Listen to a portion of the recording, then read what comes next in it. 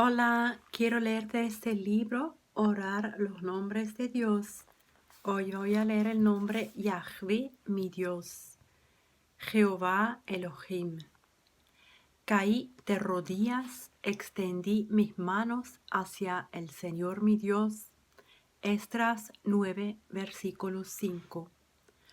Oración de confesión de Esdras cuando se enteró del pecado de Israel de mezclarse en matrimonio con las naciones paganas.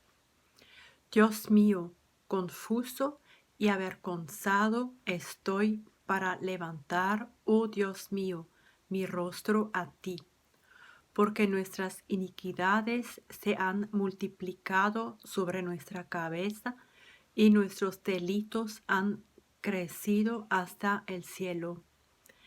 Desde los días de nuestros padres hasta este día hemos vivido en gran pecado, y por nuestras iniquidades hemos sido entregados en manos de los reyes de la tierra, a espada, a cautiverio, a robo y a vergüenza que cubre nuestro rostro como hoy día.